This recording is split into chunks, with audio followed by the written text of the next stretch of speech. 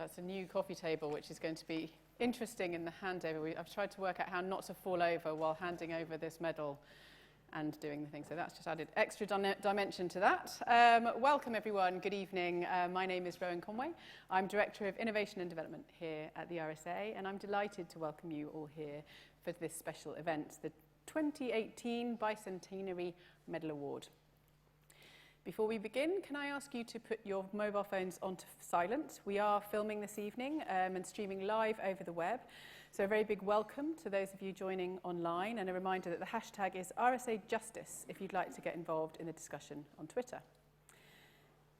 This Bicentenary Medal was instituted in 1954 to commemorate the founding of the society over 200 years earlier, and has been awarded annually for outstanding contribution to the advancement of design and industry in society.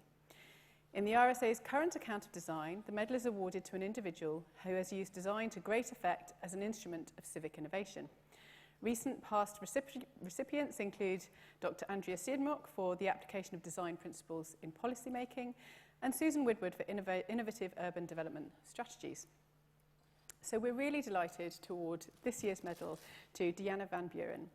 Deanna is a co-founder and design director for Designing Justice and Designing Spaces, an architecture and real estate development company which engages community in the design and development of new buildings, spaces, and tools to attack the root causes of mass imprisonment. Deanna and her team are using restorative models to inform the design of justice spaces in radically different ways, and we're looking forward to hearing more about the power of place in promoting social justice and the tools and processes that designers can use to create meaningful systemic change. Here at the RSA, we're really interested in how we can direct design methods towards pressing social challenges by developing rich, systemic understanding of a challenge that designers can exploit entrepreneurial opportunities for change. And I'm sure you'll see from Deanna's work that it's incredibly entrepreneurial in its methods. Deanna Van Buren's Bicentenary Medal Lecture is part of a special series of events to celebrate the opening of our new Enlightenment Coffee House downstairs in North Mills, a space designed to stimulate creative thinking and collaborative action in the need to drive the kinds of change that we'll be talking about today. So let me move on to the medal presentation, which is from the Royal Mint. It says, don't drop it. It is also Deanna's birthday today, so we want to say happy birthday, Deanna.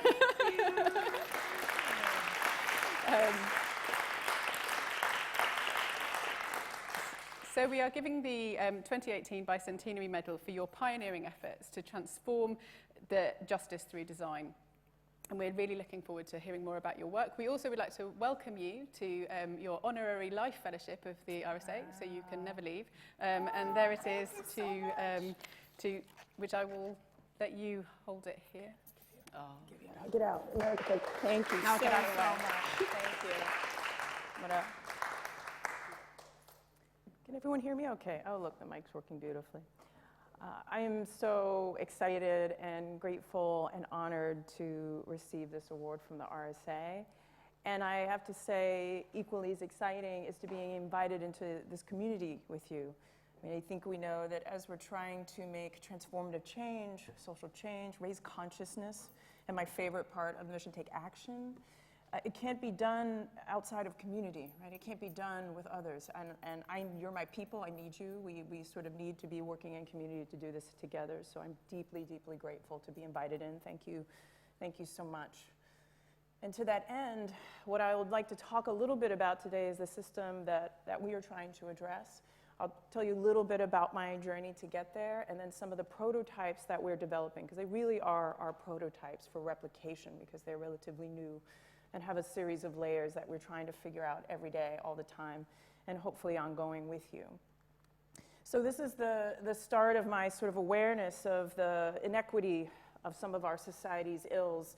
And it started as just a little girl. You know, we and my family desegregated a small community in rural Virginia, coming out of the Jim Crow South, right, the apartheid of the United States. So someone here is not like the other ones. And my family was very clear that the society that we're in is changing, but it's just not equitable for black women. Like, you're going to be really struggling. And one of the systems that I was very clear was going to be difficult, and I was told by my father to really stay out of, is the criminal justice system. It's like, don't even get a divorce. Like, just don't go near this one. And he said it every time we passed the Stafford County Courthouse, this building. So in my mind, justice became sort of manifested in this building type, in this piece of architecture, the stress and anxiety I felt in this society, and particularly around this particular issue. And it wasn't hard for me to leave Stafford, and I went on to become an architect, and I went to architecture school, and I actually started my professional career here in London with this gentleman, Eric Kuhn of Eric Kuhn and Associates. And what Eric taught me was that I could be passionate and emotional about architecture, that I could really express myself. He also supported me and gave me incredible amounts of responsibility when nobody would. He passed away 2 years ago. I would hope you don't mind. I'd like to dedicate this talk to him because I really would not be standing here today if it had not been for him and his support and belief in what I was doing. He'd be a little proud of me today. And so I loved working with Eric, but ultimately I was still working for developers. I was working for the wealthy and the powerful all over the world and in the Bay Area, designing shopping centers and commercial real estate. I did that for like 16 years, a long time. And what I found was that there was a real values misalignment. I was seeing more and more inequity, and I was seeing architects and planners doing nothing about it. I didn't see people that looked like me. I wanted to make a difference with my work. I wanted to be serving 100% of my community. And so I did something I do not recommend. I quit, but I had no money. I quit with no money. I had $5,000 in my account, and then I did the thing my dad told me not to do. I dove into this system. I dove right into this mass incarceration in the United States. Most of you may know that we incarcerate more of our citizens than any country in the entire world. And you can see where the United Kingdom is here. You can see where we are. We have 7 million of our citizens under carceral control. That means they're in prison, they're on probation, or they're on parole. We are also disinvesting in communities, right? So we don't pay for education, but we pay to incarcerate people. And our prisons have become a kind of a warehouse for the mentally ill, for youth transitioning out of foster care. And it's essentially a disaster primarily for low-income communities of color that have been historically disinvested and completely incarcerated generation after generation. It's destroying their families and it's destroying their neighborhoods. We've been participating in this as urban planners and designers through various strategies over time: redlining, urban renewal, the wiping out of communities and moving them, freeways, splitting communities in half during white flight. And we have been building totally inappropriate infrastructure for thriving in the livelihood of these communities as we disinvested. And then, of course, there's the architecture. This is the role that, as an architect, the role that we've been playing is to build the infrastructure that adjudicates and that punishes, and that represents the values of that system, one that's hierarchical, patriarchal. There's sort of seen in the massing of the architecture, the materiality of the architecture, where it's located in the city. At every level, it's representing a system that is unequal to most. It works for some, not for all, but I was looking at a system I wanted to change and not understanding what do you do when you're confronted with a wall like this. That building better versions of these is not the solution to moving forward. And I think you start by asking a question. You're going to see me ask a lot of questions in this. What do I do? And then you hope for a miracle. And then I got one. And it was a voice telling me about restorative justice. Has anyone in the room heard of restorative justice? Yay! So many, so many. Should I explain it anyway? Maybe just real quick. So restorative justice is a philosophy that says when a crime has been committed, it is essentially a breach of relationship, and that the needs of those who have been harmed are the first thing that we need to think about. Those must be taken care of. And that those who have committed the offense have an obligation to make amends. And that these parties, anyone impacted by the crime, comes together in some very intense meetings and circles to address the harm and create a plan to address the offender's conduct. And so these are being used in schools, they're being used in many at cities levels. DAs and district attorneys are diverting cases out of court into restorative justice. And what we're finding is that survivors of violence have lower rates of PTSD. We have 70% less violent reoffending. It's actually great for violent offenses. And it's being used in everything from those down to spraying graffiti. And so I started to think, well, why aren't we designing for that system? As easily as we could be designing for punitive justice, how do we design to amplify restorative justice in communities? And I did something that I'm sure the RSA would not advocate for. I decided I was going to do it by myself in my own little room and think about what this stuff might look like. And I was fortunately invited by a colleague, a social worker, restorative justice practitioner, Dr. Barb Taves, who said, you know, Deanna, why don't we actually talk to those most impacted by crime? Why don't we start to explore what a restorative justice architecture and design looks like with those who are incarcerated and those who have been most impacted by the crime, given that 95%, sometimes 100% in the communities I've been working in, of those who are incarcerated are also survivors of violence. So we created a toolkit called the Designing Justice Toolkit, and you can use it. People are using it all over the world now at www.designingjustice.com. It's a free curriculum that looks at exploring the intersection of restorative justice and design in high security settings. What it does is it promotes creative expression. It's a research tool. We use it a lot for that. It promotes wellness. And you can start to work with groups who are incarcerated using basic architecture tools. It's just a series of folding and ripping of paper. And what we started to find is that folks we're working with had incredible vision. They had amazing ideas, things I never would have thought of. It was transformative for me. It was transformative for the work. We were teaching them how to do qualitative interviews, how to work in groups for the first time, how to communicate to each other. And the ideas that they were coming up with are inspiring the work that we continue to do. And then another thing also happened is that through just this sort of envisioning of spaces for restorative justice, the envisioning of spaces to address the harm that you may have caused, people were accessing trauma, and in the workshops we were starting to cry and starting to process. I was not prepared for that. I had to end up getting additional training outside of my architecture training to be responsible, to hold space for that type of thing. But what does that tell you, right? What does that tell you, that just envisioning it, what happens if we actually make it? Right now, we're working with Adovo out of Chicago to translate that into a digital curriculum so we can go from working with hundreds of incarcerated people a year to thousands. And we use this on many, many projects that we are still doing. And so I felt at the time like we had enough information to begin to start to create things, and we started to focus on diversion from prison and jail. How do we keep people from ever going into the institution at all? And it also started to initiate something we call the program in place model. We think this is really important, that as you're developing the program, you are also doing the architecture at the same time. It's not in response to, it's with. And we started with the Center for Court Innovation out of New York. And what they were doing was bringing Native American peacemaking practices into a non-Native community, the United States, for the very first time. And so what I was able to do was work with them that while they were training judges and prosecutors on which cases to divert, these were quality of life crimes, right? So someone grabs your purse, steals your car. I was starting to run peacemaking circles. I got trained as a circle keeper, so I was able to both support my client through training people in the community on how to do circle process while I got aesthetic input on what a peacemaking center should look like. Has anyone ever been in a peacemaking center? We have one. We have one.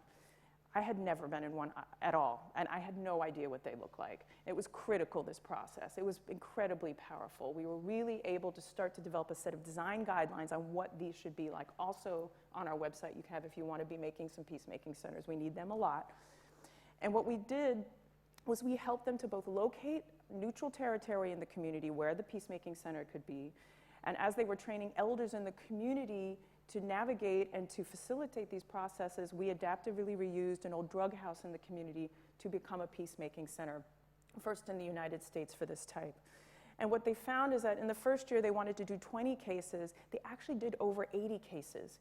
And part of why it was successful was that people were coming here and they were understanding like, oh, this is a different kind of justice. And that it was the space that was convincing them to engage in the process. So the space was actually amplifying the effects of the program. So we looked around us at that time and were excited about the impact that this sort of small early project was happening, but we needed to amplify the work and we needed to expand the work. There was just too many problems happening, particularly around the criminal justice system. And so we started to look at two new things in relationship to the work to address the mass incarceration issue. One was, how do we design to address restorative economics? That the economic issues at play were, in addition, easily as great as some of the justice issues that we were seeing. The second thing we needed to do was, how do we amplify the work? Like, how do we do this faster and more and expand? And that started to come through in an envisioning and a process that we've begun called the Restorative Justice City Reinvestment Tool. So this is a citywide look. So as we're looking at the micro, we have to be looking at the macro. And the Restorative Justice City Reinvestment Tool is a project we're doing in both Oakland and in Detroit. And what it does is it helps community to gather grassroots data around various things, public safety, education in their community, and it tracks it over macro level data at the scale of the city. So every sector that we can think of, and combines them into a digital tool. It's an app and an online platform that will help cities plan for decarceration. As we start to move dollars out of emergency care, how do we move dollars out of the criminal justice system? Where do they need to be reinvested, and have that be a community-driven a tool that they can use and very transparent. We began this in Oakland, working with police officers, restorative justice leaders, community groups, the county, local citizens, to start to understand that in Oakland we needed a corridor of resources in the flatlands where the lowest income folks in our community live. And this is a distributed network of restorative justice hubs that are tied to schools and housing. We also developed a set of action domains, 7 action domains of what the restorative justice city needs to have, and signals that that's already happening. And I'll run you through some of those and just show you 3 projects related to the restorative justice city, because this process is already yielding real world projects. It's an incredible thing to see. And the first is facilitating restorative dialogue. I'm very passionate about this. I truly believe that designers and architects need to be working in the public realm to address historical legacies of violence. I cannot think of a culture that is not grappling with that. In the United States, it's slavery. And we start to see and look at models of that already, where people can grieve and people can come together in dialogue, whether it's the Philadelphia Mural Project, where victim and offender are coming together to create public art, the Vietnam War Memorial, a place of grieving. We, of course, now have the Lynching Museum in the United States. Christopher Dishko's work in Northern Ireland, where he's projecting conversations onto the walls and people are talking for the first time. This is where the bulk of my personal artistic practice will be moving into next year. It's critical that we figure out, I believe, and use this tool for change. Another piece is the breaking of the city to healing the city. And this is particularly around designing for impact. And not just designing the aesthetic and beautiful places that we like to create, but designing the program and designing the financial models and how those two integrate. So a project that will be completed in 4 months is Restore Oakland. Restore Oakland is the first built project to come out of the Restorative Justice City Investment Tool, and is the country's first center in the United States for restorative justice and restorative economics. And we helped 2 nonprofits to buy the building as real estate developers, and then we gutted the building, and we're turning it into 3 things in this community. The first is a restaurant, a social justice restaurant, that breaks the racial divide in the restaurant industry by training low-wage restaurant workers to get living wage jobs in fine dining, including formerly incarcerated people. On the 2nd floor, we have a community organizing facilities for the Ella Baker Center for Human Rights and tenant and immigrants' rights groups, where they'll be able to organize and push movements forward. And then we will also have the county's first dedicated spaces for restorative justice, so they can double their caseload, being able to divert young people ages 15 to 25 out of court and into restorative justice in Alameda County. The good news is not only will it be done soon, but we've already moved out of the planning process to do another model in Detroit. So the replication of this type of infrastructure is starting to happen. A jail costs $300 million. One of these facilities costs 20 to 25, right? So you can start to do the math on what the impact is from that. Another prototype we're working on is around the hybridizing of justice in the restorative justice city. And what we mean by that is that the justice infrastructure we have has to be re-envisioned in a different way. Not the prisons and jails, but other types of infrastructure that exist, like reentry housing, like spaces for probation and parole. Reentry is now become one of the primary points at which we're coming into the work. And part of that is really around dignified and wraparound and supportive and transitional housing. And so something that we're starting to do is we like to stack functions. That's sort of a biophilic term of stacking the functions. Like you do one thing and it does 8 things. And so what we started to do is work with Black churches in the United States. Black churches are cash poor and asset rich. Their congregations are diminishing, but they have all this land. And they also have social capital, because the thing about reentry housing is that when people come back to their communities, you get a little bit of NIMBYism. Do you have NIMBYism in the UK? Not in my backyard. I know you do, because I've experienced it. But yes, it's there. And it can shut down a project fast, right? So we need this infrastructure, but people don't want it there. Even though the data shows that when you have it there, the communities become safer. They don't become less safe. So the Black church has that social capital. They have the assets. And so it makes sense they're able to integrate folks back into the community and help the community to know who's coming and to receive them. And so one of the things we've started to do is something called the concept development process through our concept development fund. And what it does is it works with communities around an aesthetic model, right? So a vision for the project, but it also looks at financial modeling at the same time. It also looks at the policy implications of the work and the program all at once, so that by the end, they have a plan for the project that they can take to investors, that they can take to lenders, and so that we help them really manifest the project. We've just completed that process. We're starting and onboarding 3 more. And this project will be a reentry facility for 40 men. It will have wraparound services for them, classrooms, spaces for therapy, drug and alcohol addiction services, a gym, and we'll take, the church is the one on the right, and we'll take an old schoolhouse building, 2 schoolhouse buildings, and turn them into this facility that also will have social enterprise embedded into it. So there'll be a cafe where they can be trained. The church also makes money off of this effort, and that they are obviously selling goods there, they're working out of there. It's a front-facing facility for the community. It becomes a mixing bowl for these communities starting to come together. We're also working on something we call living pods. These are spaces for the men to feel safe and have privacy. Often reentry housing, you have 10 men in a room, 15 men in a room, or women. These are small pods that will bring not only privacy to them, but we're designing it with them, and they will also be learning digital fabrication on site as a workforce development strategy, and making these as well, right? So you stack the functions all the way down from the plan, the overall plan, down to the piece of furniture. That is how deep the work needs to go in order to facilitate and have power in some of these prototypes. So the last project I'll show you within the context of the Restorative Justice City Reinvestment Initiative is from surviving to being your best self, right? We want people to not just be getting basic services, but to really be thriving. And that these are access to resources, social services, and that they're co-created with people. It's not top-down, it's bottom-up.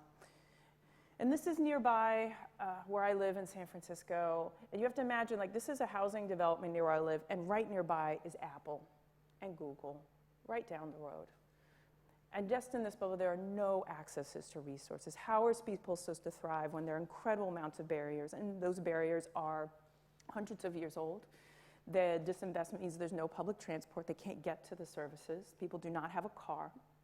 You know, how do you take care of your children and then get downtown to go see your probation officer if you have to, or go to see the doctor? Those things are not here. Fresh produce, these are food deserts, in Detroit, school deserts. There's gang territory issues. It's not safe for me to cross the street. And so this is what places look like. And so our response has been a project called the PopUp Resource Village. And this is an incredibly complex project. This is more complex than any other project we have in the office. We've had to hire a community organizer on staff. I think they're the only architecture firm I know with that. We have an operations staff, because what it is it's a village, a mobile village, a village on wheels that brings a constellation of services to communities and activates blighted sites around the Bay Area. And so for our piece of it, we are trying to make things, right? So we are making stuff that facilitate the village. We're making pop-up shops to support micro-entrepreneurs popping up and actually use design to help them sell on site in our village. We're providing a framework or container for them. We create all kinds of mobile resources that help beautify the space and make it more accessible so the community can come and feel nourished and well in an environment where they can relax. Oh, whoops, we're also taking buses. And we're taking municipal buses and we're turning them into a variety of resources. This is the School on Wheels. It is a classroom that brings GED and high school education into communities specifically for formerly incarcerated men and women and their community of care, but for anyone in the village. It can hold up to 15 students and a teacher, and it's fully fitted out with all the technology required. And the goal is it will serve another 3,000 students per year, and it will anchor the village, and we have programming on this every time the village pops up. We also have a vehicle soon to be complete. It's under construction now, which is the Women's Mobile Refuge vehicle. And this is a vehicle that operates 24 hours a day. It's outside of the jails at night, where they release women from jail in the middle of the night. We just lost a woman the other day. That's another story about why they're doing that, but this is going to be there for them as a place of refuge at night, and we're also working on having it be a mobile refuge for victims of sex trafficking. And during the day, what it does is it anchors the village as resources for women. So we worked with about 60 incarcerated women to develop the design of this. Also started to develop textiles with them, which I was able to fabricate, and then they are now using those textiles to build out and design the interiors of the vehicle.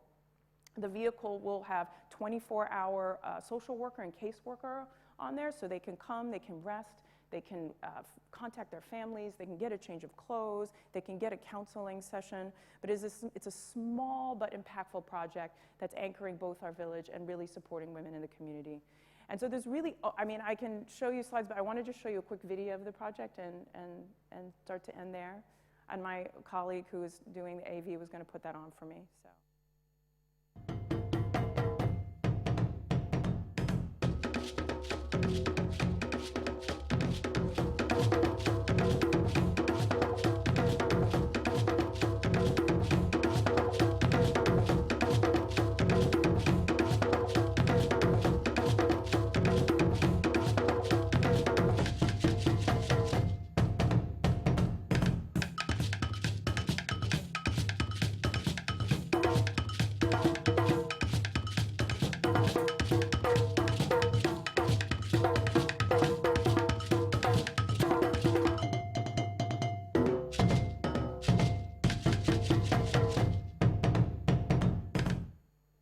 So that's our village. You have to come, it's really great. I love going to it myself. So I'll end with just the last couple slides. We are finding that these few things I've showed you are just the tip of the iceberg in terms of the infrastructure that we need to decarcerate. Some things we're working on now are restorative justice schools. What does a whole school look like if restorative justice is a primary way of addressing harm in the school? We're working on a concept called creating home, which is customized housing for youth transitioning out of foster care, because we have about 80% of those who are incarcerated have some experience with our foster care system. We're doing a video game to help youth de-escalate prior to a restorative justice process. And what's great is we're starting to have many projects come into the office about transforming existing justice infrastructure that is becoming defunct as we finally start to decarcerate. So I hope that you will join me in our efforts to see this transition. I know that England in the UK is committed to doing this, and I think, together globally, if we can start to look at all of the infrastructure we need to decarcerate and all the ways we can move forward, it really can be done. So thank you so much. Thank you for the honor, and thank you for being a community with me.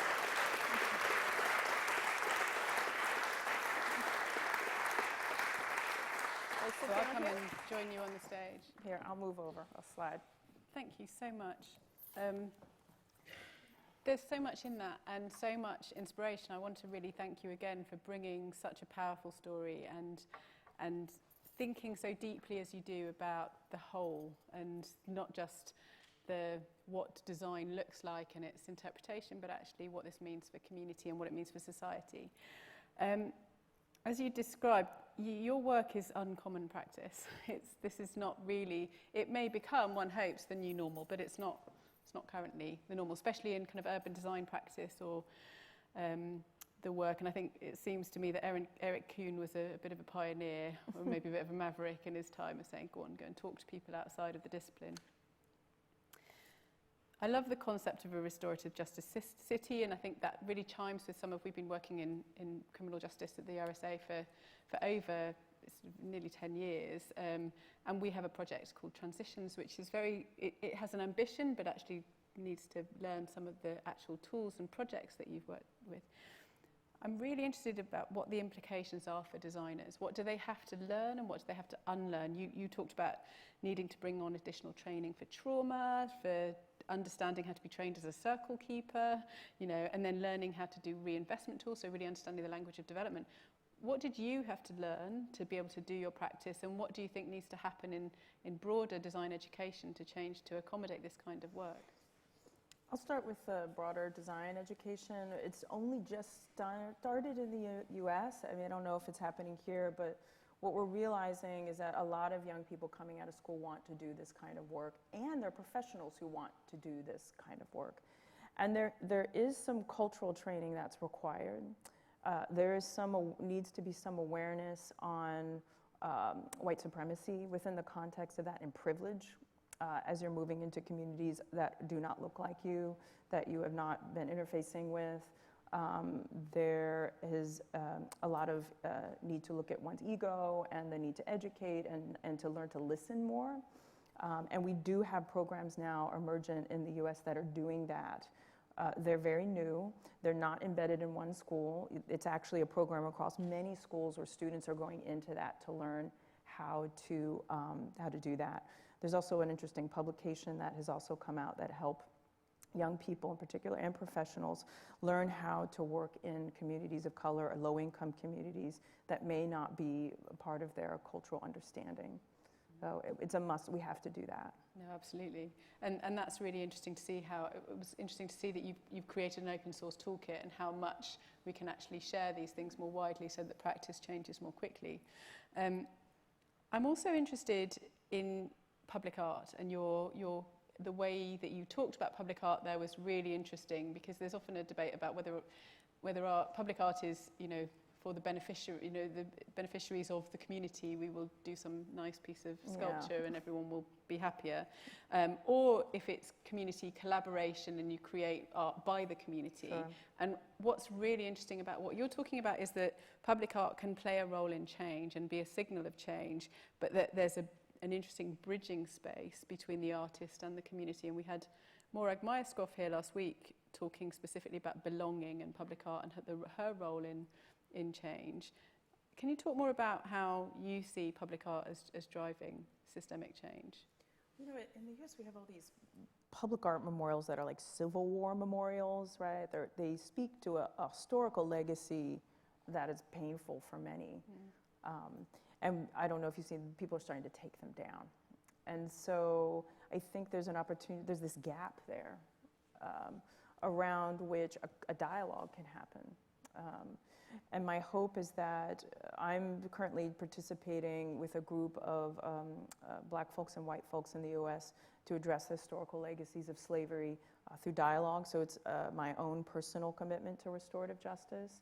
And together we are talking about the development of a new kind of memorial that would come out of that dialogue. So I'm curious about how public art, the creation of public art is actually tied into a process that begins to represent something new and a different future that we want to share together. And it seems to me that the public realm is the perfect place to be doing that kind of work.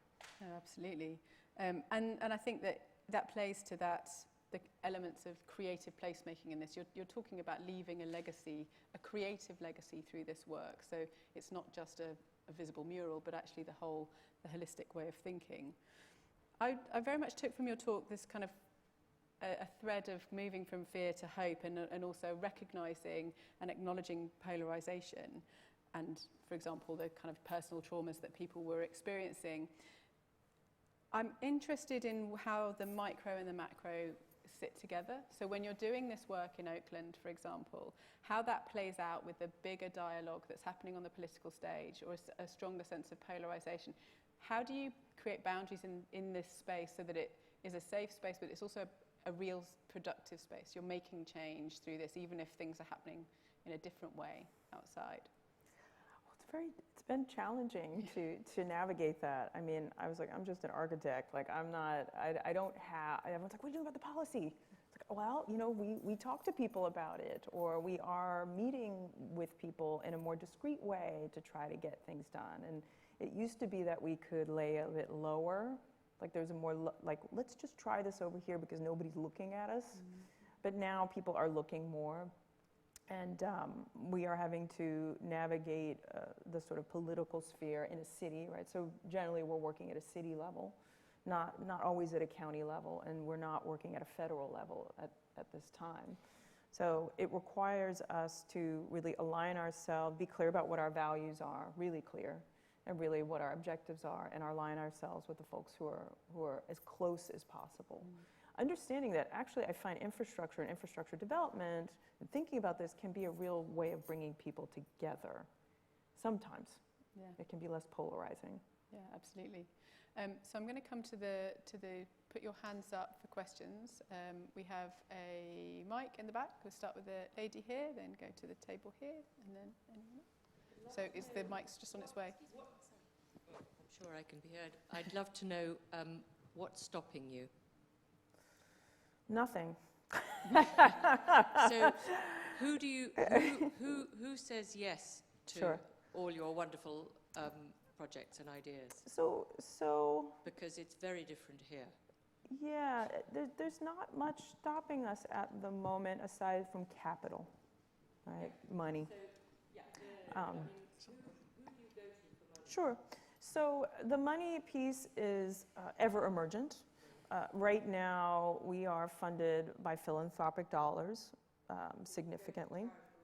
We sometimes go to charitable organizations. We also go to social impact investors, are always of interest. Socially responsible lenders are also folks that we look at. There's a few of those, Enterprise Partners or LISC are in the names of some in the US that we work with. We're also starting to look at investment through the opportunity zones, which have emerged in the United States, and then also blockchain and cryptocurrencies. Very few governmental dollars, right? So the goal, some of the longer term strategies which we're working on is to get our tax dollars to pay for this stuff rather than for, I try to tell people, like, well, your tax dollars paid for that prison. Is that what you want to pay for, or do you want to pay for these? So the Peacemaking Center was built from some federal money. We have this like little pot of innovation. Like we spend $80 billion there, but there's this little pot for innovation. We got some of that. But presumably for that Oakland project that you showed us, you had to go to the city to say, this is what we want, and then the government of the city, the government of the city must have been able to must have said yes to it. They did very little. They allowed it to get built, right? So I got planning permission. Yeah. Yes, Okay. I got planning permission, okay. and Huge problem in this country. Yes, I know. Yeah, and it's a huge problem with certain size structures and in certain cities. This was my partners were highly politically connected in the government, and so it made it a little easy for us to get this. I don't know if we'll be so lucky on the reentry campus, but I'm hoping so. Although the opportunity zones is a very interesting new tax reform which may enable that as well. That was a really inspiring presentation. Thank you. You're working out of San Francisco, Oakland. Is anything happening in the other major cities of the United States? Yes, so we have 2 projects in Detroit. We have another restorative justice hub in Detroit, and we're also just launched the Restorative Justice City Reinvestment Tool project in Detroit. We've just started 2 new projects in New York City. One I'm not allowed to talk about yet, but I hopefully can talk about it later. And then the Restorative Justice Schools project and the video game project is going to be in New York. And we are soon to begin a project in Atlanta as we start to look at this sort of decommissioning of our jails and we have these huge justice hubs in a lot of our cities, and those are being defunct, and we're going to be starting there too. So we work nationally. There's a really interesting thing. I'd like you to talk a little bit more about the kind of pop-up resource village. That was an incredible project, but we have many of the same problems around moving between social care as a child and then moving to adult social care. Also things like re-entry and probation that you had talked about. Could you tell us more about that transition phase? Like how do you work with services specifically to bring people into those systems? Well, we are, again, I think people often look at us and like, oh, so what's your program? I was like, well, we don't have a program. We are the placemaking people. So if with sort of transitional services or systems, we've gone to them. Like we're often like, hey, what's happening? We go to them, we meet with them, we talk to them, and we start to help them identify what are the pain points that we can help you with, and how can we come in and facilitate some kind of infrastructure piece that will help you do your work more easily. And that is the example with Creating Home. First Place for Youth is an organization doing that work, or 5 Key Schools and Programs, which is a partner on the Village who was having trouble getting access to their students once they left jail. We can be like, well, what about a mobile infrastructure? What about customized housing that the foster youth could actually be able to work at and live? So we start to work with them to begin to develop the infrastructure that they need. And that can be a multiple-year process. Yeah, and proving through transitional spaces, which is interesting, how you can prove systems work on a pop-up level and then build it and into. hopefully catalyze more permanent development. The women's mobile refuge trailer is already catalyzing the need and the desire for a women's resource center and an enhancement of that as a which project is exactly type. what Prototype should do. Huh? Yeah. There was someone in the table at the back there, so this lady here, and then there's another table there, and anyone over this side, sorry I can't see, so another one here. Yeah. Hi, I just want to say fantastic. And a lot of it resonates with what is happening here. I think we have two problems. We have race and class. And I think a lot of the things that happen here are often thought of by people here, and they don't understand that actually the grassroots has the solution. So we do have Designing Out Crime at Central St. Martin's, who are doing a huge amount of amazing work. But I would love to put you in touch with so many people who would value so much your contribution and what you're doing there, because we have the Forgiveness Project, Restorative Justice, plays, but you seem to have linked them all. And that's what I think is totally brilliant. And also with funding, there are philanthropists here who will do things. There are designers and architects who are doing amazing things. But I think they're not joined up in the way that you've joined them up. And I think that is brilliant. And I've just come back from Detroit. And I just so wish I'd met you before I went. But I had grassroots guides who took me everywhere. Great. So I just wanted to say, absolutely, you've just given me so much inspiration. Thank you. That's all. I don't have a question even. So. Oh, Okay, thank well, you. we'll Appreciate lean into that. you to the questions. The lady behind in the red jumper, thank you for that comment. How receptive have you found criminal justice practitioners to restorative justice principles? That's a good question. It varies. We of course try to find and locate the ones that are receptive to it, because you can't do any of these projects without it. I first started talking about this back in I think I delivered my first paper on this in 2009. At that time, people were not as receptive to it. Things have changed dramatically over this time, that people are becoming more and more receptive to it. It's easier when you talk about young people versus adults, right? So it just sort of depends on the group that you're talking about. Getting district attorneys and prosecutors to buy in is really helpful. But ultimately, restorative justice can operate outside of those systems if communities buy into it. And that is really the goal, is that you actually don't need to convince anybody in the criminal justice division to do that if it gets robust enough. But at the moment, the two systems need to start to talk to each other more, and they are starting to. Something that leans also to that question, you had talked earlier, when we met earlier, around data points that you collect in order to prove the impacts of the work. Can you expand a little bit on what kind of data do you collect to prove the value if put under that scrutiny? Sure, yeah. Well, the PopUp Resource Village has 3 evaluators right now. We have 2 quantitative evaluators and a qualitative evaluator. We are evaluating the impact on the entrepreneurship piece, like are low-income entrepreneurs in the village making money? Are we circulating dollars in the community? Like because often in communities of color, the dollar lasts like a few hours before it leaves the community, so we're tracking that. We're looking at how it's helping local shops and other things make more money. We're looking at place attachment and place identity around the space and how that facilitates social cohesion. We're looking at how it improves public safety through some of those methods, and the timing of our village is actually targeted to address public safety. So those are some of the things that we're looking at now. Which become really hard data from that now. So I had someone over, oh, no, we're going over here. So this gentleman here, and the lady over there, but there was still someone over here, this lady here as well. So. Hello, my name's Brian. I work for the EU Commission on Climate Change. So Deanna, thanks very much for your talk.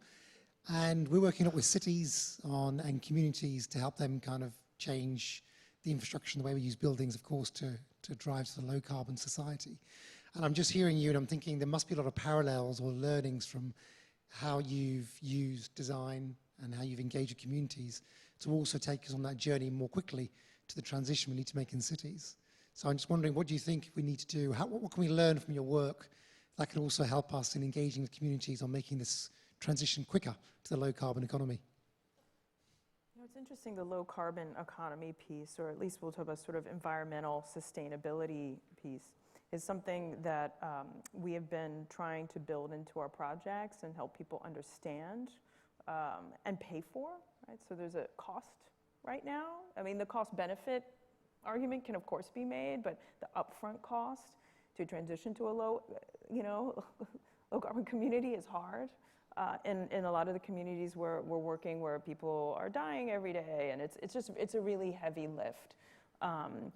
And so one of the things I'm hoping that will come out of the data collection piece that we're doing with communities, empowering them that way, particularly through the Restorative Justice City Reinvestment tool, which we are really working now in Detroit to do, is to have communities identify the data that they want to collect and then be able to use that to make change. Now, whether that be about environmental criteria, whether it be about education, whether that be about public safety, but starting to get them to collect it and use it to empower and provide agency to move things forward in their community. And I'm not, we're looking at it through public safety right now, but it actually can expand into a lot other things. This was also a resiliency tool, has been recognized as a risk mitigation strategy around resiliency. And we are, part of the programming in the village is around sustainable economy, sustainable agriculture. So you saw them holding up the vegetable, their fruit.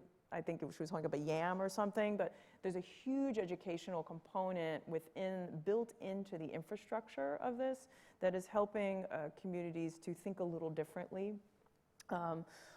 And understand that through this education, through learning about these things, they can kind of take control of certain systems that have been not serving them. I don't know if that answers your question, but I know that we are working on the environmental sustainability aspects of our work over and its intersectionality with the social sustainability pieces.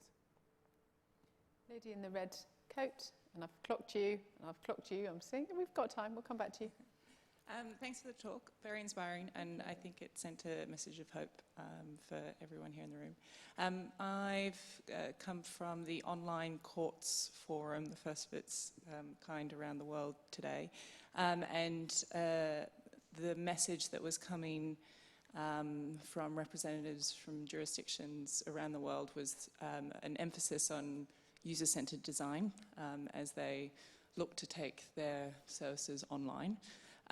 My question is, are you working with the courts service? How are you integrating this with the work that they're doing?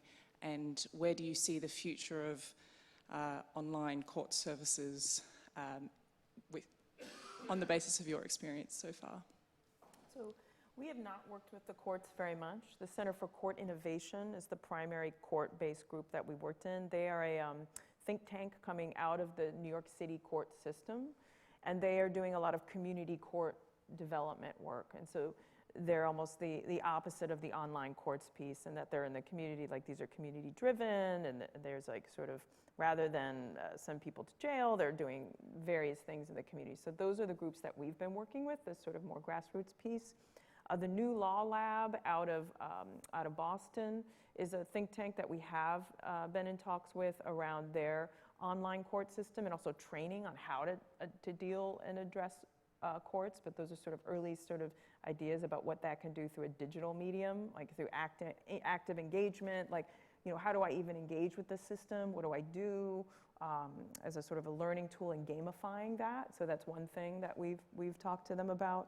We also, the Justice Mapping Center, who we're doing the Restorative Justice City Reinvestment tool with, is really building that out to include court-based procedures in there so you can kind of see what the courts are doing. So it's not for, I'm not going online to engage in a court system, but we're working with various lawyers, and he has a safety audit, a sort of citywide safety audit tool that he's developing in Chicago now, and he did it recently in Indonesia to sort of help folks understand where money is being spent and what the outcomes or sort of court processes are, laid over police activity, layered over a lot of things. So that's where we have been intersecting with that sector mostly.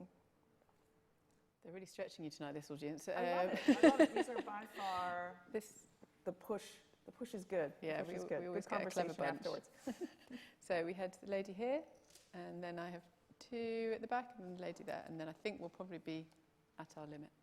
My question is about kind of when you're going into these communities that are marginalised, that have histories of violence and trauma, when you are going in and first proposing building the kind of Restorative Justice Centre and so on, when you're approaching these communities at first, did you find that you were experiencing any resistance or scepticism from them?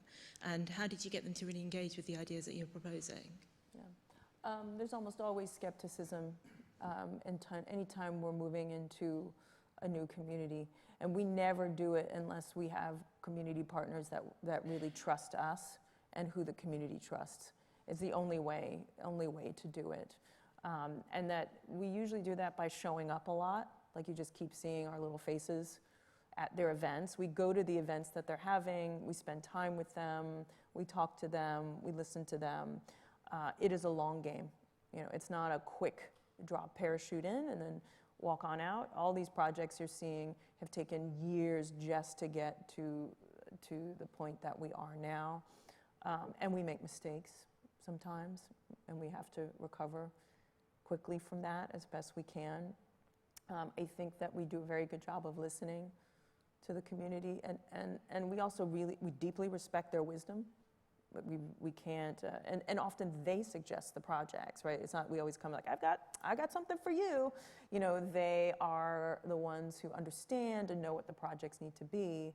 And that's why we like the Restorative Justice City investmental process, because it really helps communities identify the projects that they need to build, rather than the government telling them what we need to build and then building it.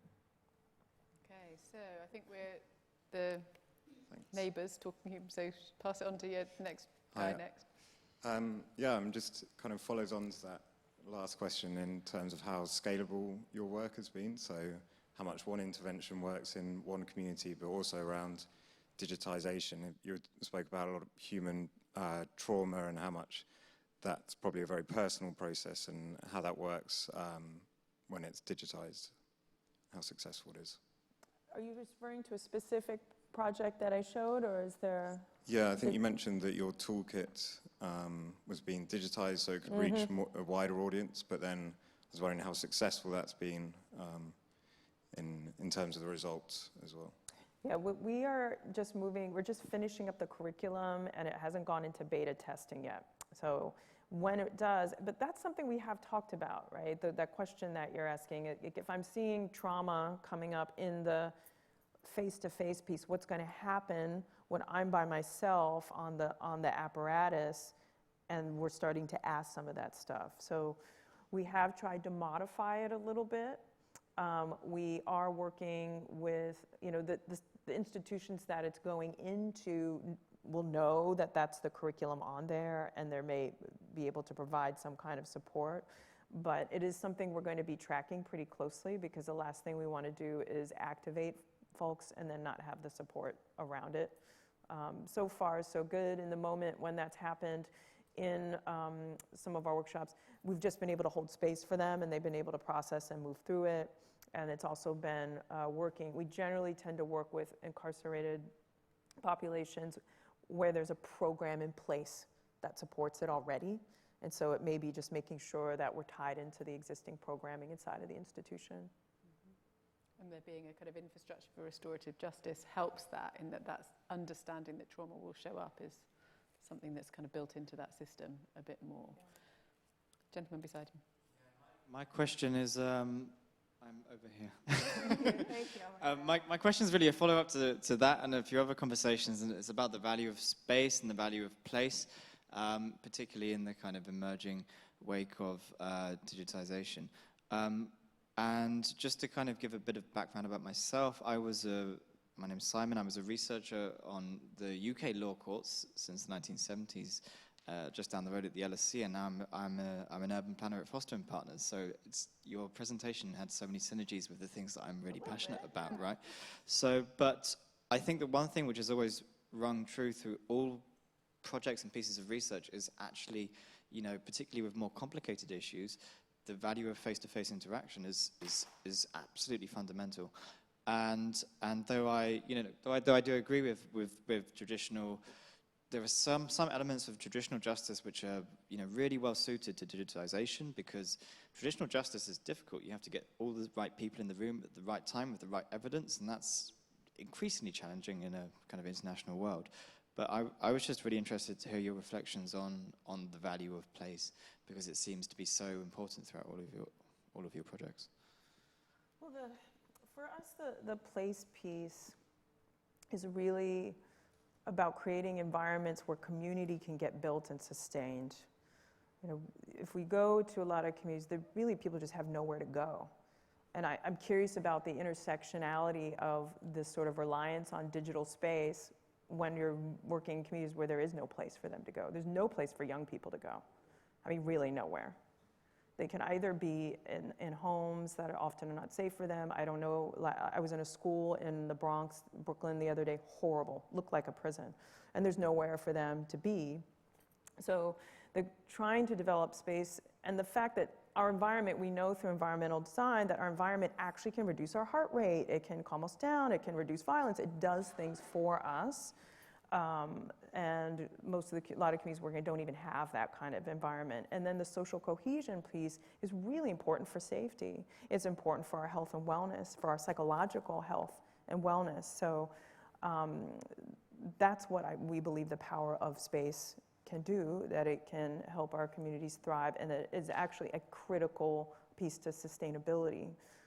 And we use digital stuff too. I'm always like, how do we use the tool to support the transformation? And we have a bunch of digital tools that we're using. As a matter of fact, the Peace Play tool is going to be a self-soothing tool, a digital self-soothing tool for young people, because they like that, and it's a good entree into teaching restorative justice that will allow them to self-soothe and then move into circle, but then we're going to build the space that they create, right? So we're actually going to then make it. So we're not going to stay in the digital, we're going to move it to the physical, because we think it's that important that it just can't stay in the digital realm.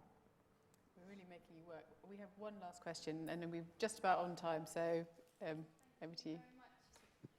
Thank you. It's always great to hear more examples of work that is working towards ending mass incarceration. And that's obviously a really important part of the work towards prison abolition as a strategy and practice. So I wondered, first, whether you conceive of your work as being prison abolitionist, and your philosophy as well. And second, how you apply the principles of prison abolition in your government, in the governance of your organizations and projects. So I would say that in my heart, I'm a prison abolitionist. I have to work in a lot of very contentious spaces, so I don't scream that in the thing, but I think I would hope one day that we could see the end of those. We do not design prisons or jails or courthouses in my organization. We do not participate in that. We don't ever touch that. And we get asked on a regular basis to participate. We don't ever participate at any level in the development of that infrastructure. And that is primarily how we bring that into our practice.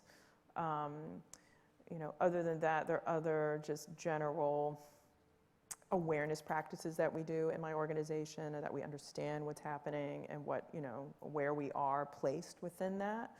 And we're very clear with folks about that. And it's less of an occurrence, but on a regular basis, on a weekly basis, I have to have that conversation around why we're not going to participate in that, and speak with other organizations. I've been to speak with architecture firms about their justice division in their organization and what they need to be doing to get themselves away from that. And so that's always an ongoing conversation with people. Thank you. Well, thank you, Deanna. This has been an incredible, we really made you work as well. There was a lot of questions there. That's okay, good. Amazing questions, amazing. But thank you so much for an incredibly inspiring talk, Thank something you. that touches on so many different lines of work and sort of the work that we're interested in around systemic change, but also around restorative justice and the criminal justice system. So we want a long-term relationship in which we continue to find out more about your work. We're delighted that you're this year's Bicentenary Medalist. If you didn't get a chance to have a question, you know, there's more discussion to be had downstairs because we've got some drinks downstairs in the Benjamin Franklin room. We could also probably do a big round of singing happy birthday. But would you finally join me in thanking Deanna Van Buren for her excellent Bicentenary Medal address?